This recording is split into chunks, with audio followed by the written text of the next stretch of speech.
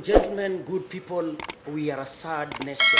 We are a sad people today because of the fires in our schools. The parents are confused. Our teachers are confused. The dormitories are burning. We do not know where the problem is. Welcome to Parenthood.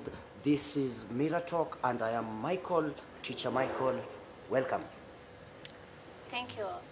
Hey guys, welcome back. It's been a minute. This is still your girl, Fidel. You can find us on Twitter at MirrorReflection Kenya, on Instagram at MirrorReflection Kenya, on YouTube, and on Facebook at MirrorReflection Kenya. Welcome, guys. My name is Chebet, and we've introduced a very new thing, which is the podcast, and you can find us at Mirror Reflection Kenya. Thank you. Thank you very much, Fidel. I've just heard you talk about where to find us. And now that I've already given us the topic of our discussion today, we are talking about parenthood. And my first question, what do you think the world is headed to now that our children are busy burning the schools? The parents are out there struggling to get the money for their school fees to feed them, but then our students have just gone berserk and they're just doing things that are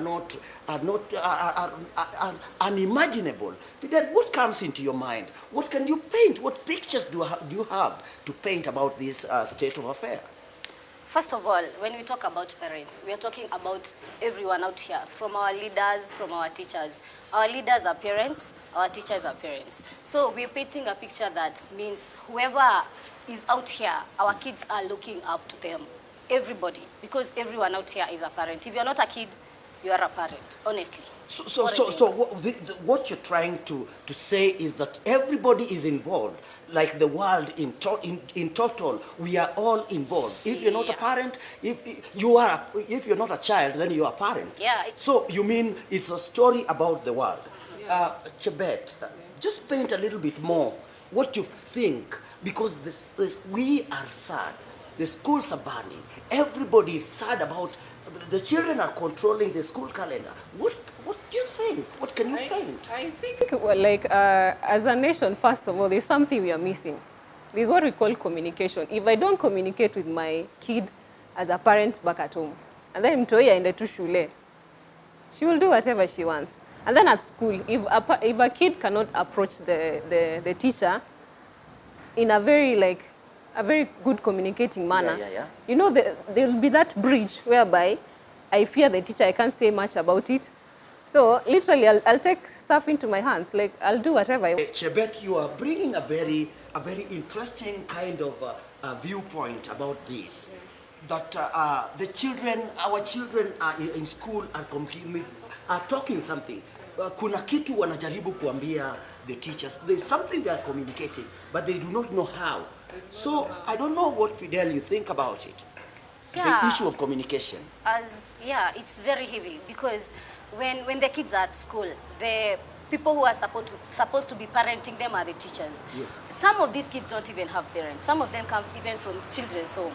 They don't have that close people that they can talk to. They don't have that person that they can talk to anytime, apart from the schooling things. They are personal things. Everybody is personal at some point. Yes. So these kids don't have people to talk to. So as a teacher, they should try to talk to those kids in one way or the other, because these children have no one who are raising them. They come from school, they are to the centers, the children's centers. From the children's centers to school. So they don't have that person they are connecting with. So they need people to talk to. For example, communication is very important. So Fidel, I am getting you. Chebet has just introduced the issue of communication. And then now you're saying that we have children who are coming from single parenthood. They are coming from backgrounds where they don't have parents. Yeah. So they do not have people to talk to at home. And when they go to school, they also find that the teachers don't give them a chance to speak. Could you think that this could be the main reason why they are burning schools? Is it true? Is it a reason why the schools are burning?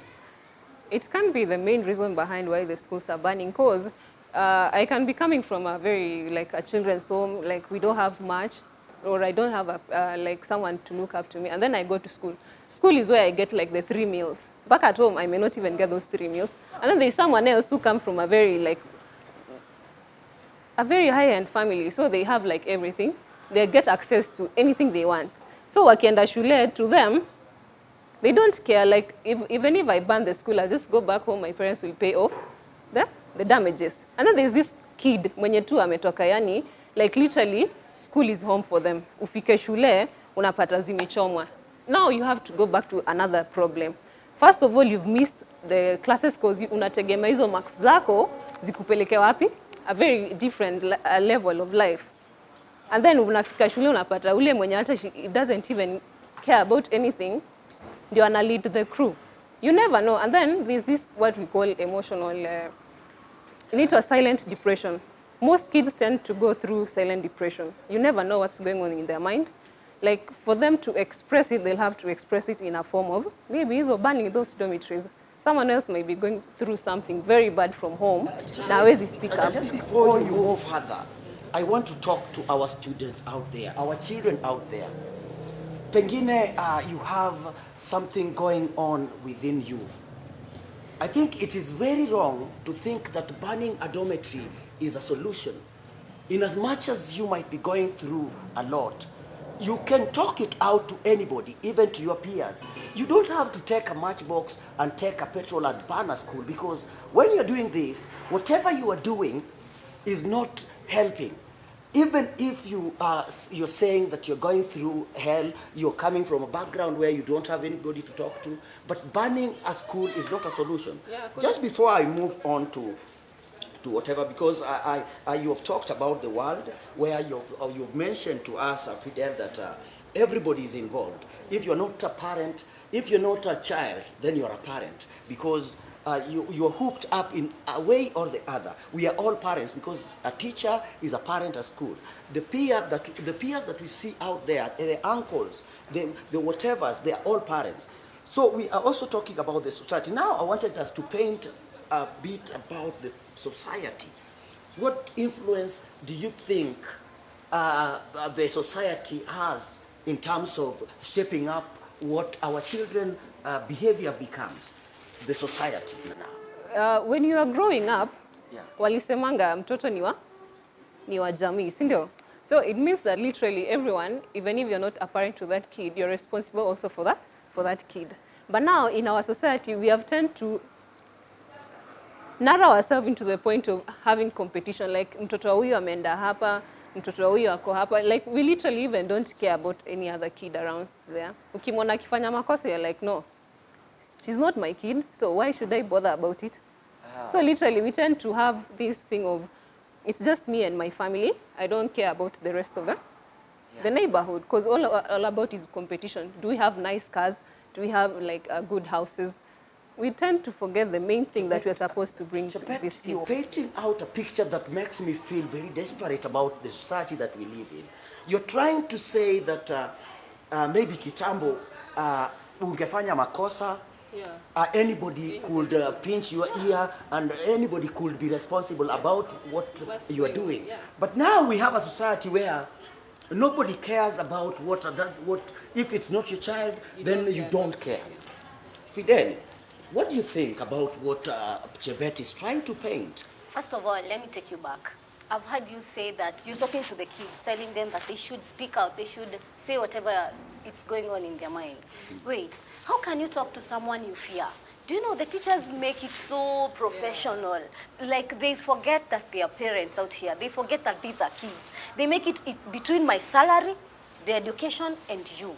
So that's how it is in school. Like me, when I was in school, I used to fear teachers. Honestly, nani haogopi mode, nani haogopi teacher. So will you just go? Plus, we become so judgmental. How can you talk to a teacher that will use whatever you told her in the staff room against you in the classroom? How? Personally, I can't feel comfortable talking to such a person. Now that you're bringing back the issue of the school, because I think we were gliding towards the society, towards the... I feel I should slide back because that one is left out. Yes, because I understand you. There is the issue of fear. Yeah. The teachers are parents, And they also go through a lot in terms of, they also have their own kids to Schooling take care of. in other And then schools. the curriculum is also a little bit too overstretched. And we have our teachers in school. You have a classroom of 40 students, and you are teaching children whom you don't even know. So you find that even in our education structure, before we move further, our education structure, our families, our society has also neglected, because just as Chebet was bringing it, that the society has become so weird in terms of we only care about me and myself and my family, and it's all about me. I do not care whether anybody's child is doing anything out there. I just pass, because that is not my child. Yeah. What I care about is, do I have a big car? Do I have a big house? Do I have a big pocket? But now that you're bringing the issue of teachers, I'm a teacher, and I think I can look at the cameras directly and say, teachers out there are trying, because they are also parents. They also have economic hard times. They also have depressions. They also have your given students, and the parents are also putting pressures that my son cannot get an A, while the parents themselves has genes that did not get a D minus. So you see, what we have around our society is that it's just what Chebet was saying, that we have an egocentric kind of setup where we only care about ourselves. Because I have money, and I have paid school fees to my son, whom we gave birth with my wife, who also scored a D plus somewhere, but because we've maneuvered our ways and gotten monies, so we can afford to take our son to a good school. So we expect miracle to happen here. And this miracle is bestowed upon the teacher now to make an A out of a product of D minus. So whenever we are blaming teachers, let us also look at ourselves, at the society, at the parenthood, at the parenting levels. Because we are putting up as the parents, we have also done a lot of disservice to our parents. So before we move much more, there is the church. We have the church here. Before you go, you asked me about my opinion about the society. Yes. Before we go to the church. Yes. So this is it. I don't know why raising our kids have become a youth problem in the society that we are living in. Yes. Nowadays, it doesn't bother you when your neighbor's kid is doing this or that. You know, enzi zetu, my neighbor could beat me up so bad, and then wait for my mom, and then tell my mom, I beat your kid very bad. And my mom was like, what happened? Nowadays, if you dare beat someone's kid, my friend, that's normal. Another thing, I remember my dad's friends, when they find me in a small kanguo, they could tell me, go back and wear a longer skirt. Nowadays, let me meet my father with my father's friend with a short dress. He's like, you're very smart. Can I get you another one like that? Look at us. Where are we going? In fact, you're repeating the point very well. What Nani has brought in, what Chebet was bringing in. Now I want us to talk about the influence of the church. What is the church? What is the church doing? What is the church doing? What is the role of the church in this? What do you think? Just in a minute, let us not spread it too much. The church. The church literally is where all of us will go and feel safe. That is where we are supposed to get an inspiration for the next thing to do in this life. But now, our churches nowadays, it has been monetized, politicized, and anything possible that a church can do. Like, I can't go to church whereby huku nje wanaongelea wanasema hata siku hizi mapasta hao ndio wameharibika more kuliko sisi wenye hatuendangi church. So literally, we've painted churches into a form that it doesn't make sense anymore. We can't even listen to whatever these preachers are saying. I want you to take the political aspect. What do you think? Because I think the church now, if the church is not positive, then they cannot teach positivity. Fidel, tafadhali, just give us what you think about the political scene. How does it affect how our students behave in our schools, tafadhali? Yeah, it have a big contribution. Talking about the political scenes, talk about where the government, where the raia, mtoto akiona that if the government give us promises and then they fail to fulfill those promises, what do we end up doing? Raia end up kuchoma barabara, kupigana. They end up in very bad violence. So, looking at that angle, angalia mtoto. Mtoto anaona, if this is how issues are solved in my society, this is what government does. Even me when I'm not listened to, this is the only way I know that they can listen to me. So they'll just boom, mtoto anafanya kenye. Juzi aliona kwa TV ankole yake akichoma barabara. What am I doing? They do it. Our politicians, you've had it for yourself. You also have you're also a contributor into what is happening in our schools. Before we paint it any further, I want us to go to a topic called education structure. The structure of our education.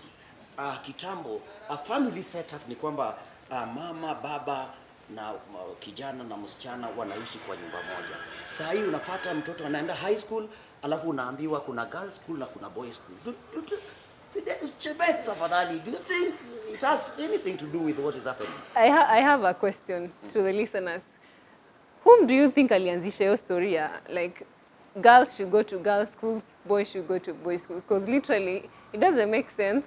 Because I feel that's another thing. Like, ukiwa shule saizi with the pressure that's going on in school, like literally, like saizi system ya shule, unaenda wiki moja unasharudi shule. So there's that a lot of stuff that going on, like we need to finish up, catch up with the structures. Alafu at the same time, ulikuwa uko na maybe na mrembo wako on the other school, something like that.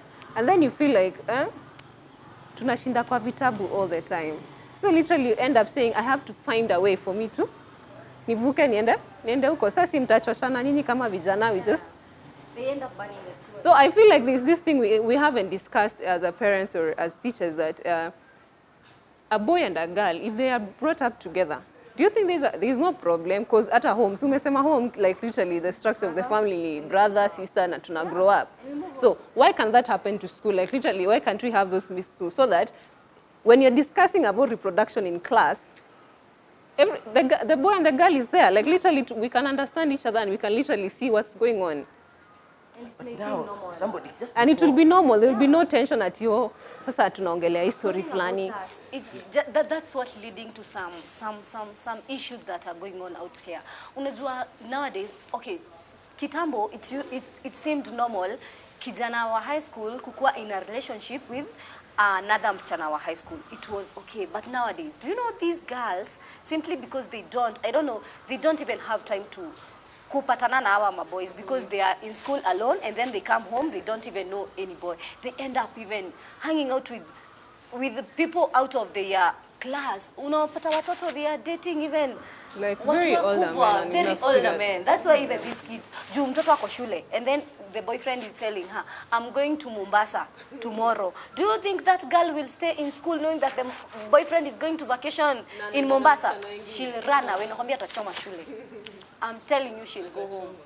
Atachoma shule. So I feel when they are put together, watacha hiyo pressure mingi. That pressure is a lot. And if it was controllable in shule, and there are still, hata kuna boarding schools, boys and girls. If those schools are there, what's wrong? And also, I think like parents, as a parent, what you need to also understand is, as a teenage girl or a teenage boy, wako na hizo emotions. Let them like be so close to that kid. Like that's why we have communication. Be so close with that kid to the point that this kid, like your girl will tell you, no, mommy, niko na boyfriend squeeze anaitwa this and this. Like literally, if I can speak up about that, even this parent will allow, like when the date, a supervised date. Yeah, because they'll teach you the responsibilities. Yeah, but okay, when the kids hide it. Let us go back a little bit older, Kitambo. We know very well that we as parents, when did we start dating? When did you have your first boyfriend or girlfriend for that matter? Pengine ulipataga boyfriend ukiwa na 13 years. Today you have your daughter who is 14 years and you think that mumtoi hata ajui chochote. So ako pale shule na shule pia pako tight. Huko ni boys school, na boys school sahi pia hii corona ilifanya systems ikabadilika mpaka tukapata hakuna time, hakuna hata sporting events, hakuna whatever, hakuna drama festivals, hakuna music festivals. So our toi boy ajaona dem yake for a long time. Dem ajaona chali yake for a long time. Do you think this is also a contributor, Fidel? Yeah, I think that parents think that by doing that, by separating, not even by saying parents, we are talking about everyone. We say that the government are parents, the teachers are parents, we're talking about everyone in general. Yes. So I think they think that separating the kids will do them any good. No, I think it's just leading to evil things. No, I think it's leading to evil things like lesbianism, gayism.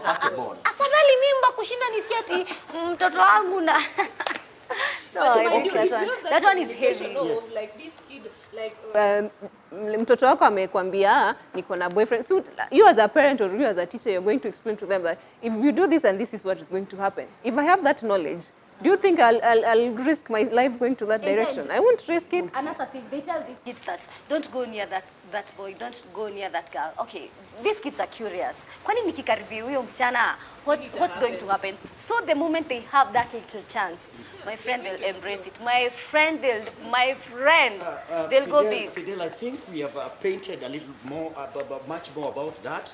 And now I wanted us to, just as we finish. Before we finish, we have like two to go. Social media influence. Kuna moto. Chebet, you are role model on social media. Anaitwa ule mtu anasemaga ati kulegeza kama nini. Sasa mtu wako ndio huyo. Akona pressure. So what do you think? In terms of social media, literally, we tend to look more into niko na likes ngapi? Niko celeb aje? Nimevaa vizuri, nimevaa aje? Nikivaa nguo fupi ni post, how will I get more likes?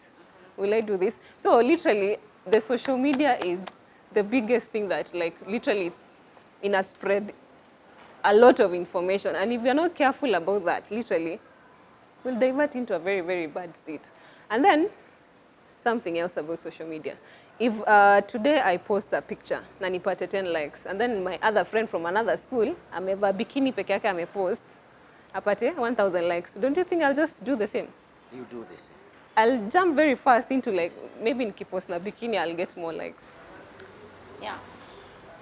Well, it's a personally, what I think about social media, I think that the parents, especially at home, people have made that their everyday life is something to put in social media, like kila siku ati mtu akiamka akikunywa chai, we need to know, mtu akifanya, okay, they are even making the kids to be exposed because they are doing this even with their kids. They are involving their kids in those shitty lives, like they even forcing issues, bwana. Now you're teaching your kid how to be fake.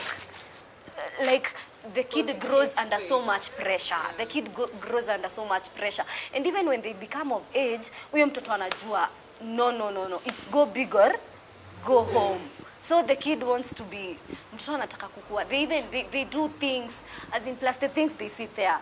They think even, sasa kama when I'm a girl, and I'm so comfortable posting my girlfriend on Instagram, and then I'm a role model to a certain kid, I don't think there's any way that kid gonna feel any bad doing whatever they are doing. They know that thing is there, that thing is done, that thing is okay. So, yeah, literally, it's a very big contribution. Like nowadays, a kid can have a phone from as young as 5 years old. And then there's this teenage girl who is like 13, 14, 15. Unamnyima hiyo simu. Like literally, you're blocking everything on that phone. Unablock YouTube, unamblokia Instagram, unamblokia like everything without explaining to them what goes on in those apps. So meaning, ukininyima niangalie those YouTube and all that stuff, like ukiniblokia, I'll be like, why is she blocking? Like, what's there? I'll go to an extent of meeting with my friends, discover on our own. Like literally, I'll go find out what's going on in this YouTube, what's going on in this Instagram, because home nimenyimwa kutumia hiyo simu. Sasa tuseme, sasa umenyimwa zote na wauhezi. Don't you think this is also going to replicate in how you go to school? You rebel, and when you rebel at home, you rebel at school also. I think what happened to PG? I remember kitambo sisi tukianza kuona those to nini, there were parental guidance. Movie kakianza. And then if you watch that movie, that could be war between you and my mom. But nowadays, they are watching with their kids. Very comfortable. Do you know, oh my God, whatever those kids sit there, like, I want to try because I know this is something that is there. Mimi nakwambia mimi singeona kitu kingine isipokuwa news kwetu. I think things are changing and people think that they are ati wanaishi digital, but I bet they say old is not old, but me, I prefer the old ways. Yeah, I prefer the old ways. Just before we finish, I want us to handle parenthood, and we're not just parenting. Parenting, I'm not just going to look at it blanketly like that. I want to look at divorce. I want to look at gender-based violence. I want to look at fights and competition. Do you think it adds something to whatever?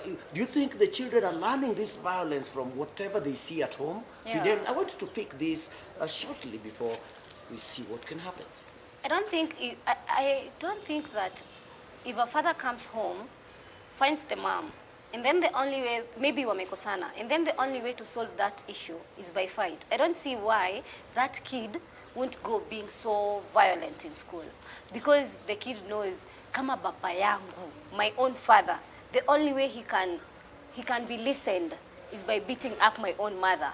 So what makes me not take matters in hand? I can do whatever because I've seen these things, they are done.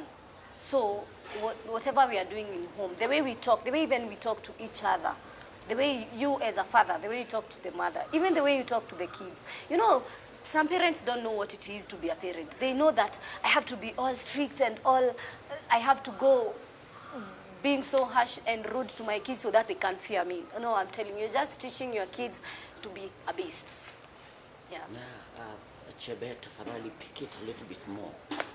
In terms of that, I think it's more about communication. I'll keep insisting on communication because even if you're a single parent or we have issues at home, try to make sure that you solve the issues without even the kid knowing. But mtoto wa siku hizi atajua, if something happens at home, si atajua tu bado. Like literally they will know. So I feel like when there's a good communication system from home, going all the way to school, we won't have even any issues at all, kabisa. Because these kids, they want love, they want respect. And respect goes two ways. Ukinitreat venye unajisikia. Yeah, and loving a kid si kusema ati because you love the kid doesn't mean you don't discipline the kid. Unajua wazazi wengine hata wanaitwa shule and they are going banging on teachers and mtoto wangu unauliza nini mtoto wangu. No, I don't think that should happen. You should, that's why the kid will be more comfortable doing whatever. So loving them is just not. Before we finish, shortly because we have like 30 seconds to go. Do you think bringing back corporal punishment in school will do something? Say something. Just 2 seconds. It might help and it might be bizarre also, but it depends on how the teachers are going to handle it. Fidel, pick it. I think we are living in a generation that even the kiboko can't solve things. Things have to change. And we said we are starting it from home. Ladies and gentlemen, asanteni sana. What we believe in is that we need to have our communication straight. We need to talk to our children, our parents, tafadhalini, the people who want, kama ni baba unapenda kupiga mama sana, don't expect your child to behave any different. Politicians, tafadhali. If the only way you get to the position that you are in is through violence, there is no way, because you are the people we are looking up to. If you are fighting people out there to get your car, to get to where you are, our children will also follow suit. Let us not cry because our schools are burning. It is not only the physical schools that are burning. It is the emotional school. Yani vitu zinachomeka ni kubwa kushinda those dormitory. So we beg you people, let us join hands and ensure that we stop this kind of madness. Otherwise, thank you so much, ladies and gentlemen, until we meet again at Mirror Talk. Turus! Remember, you can find us on MirrorReflection Kenya on Instagram. You can find us on MirrorReflection Kenya on YouTube, on Facebook at MirrorReflection Kenya, on Twitter, hashtag. Yeah. And also don't forget the podcast, Mirror Reflection Kenya. Wow. Bye, guys.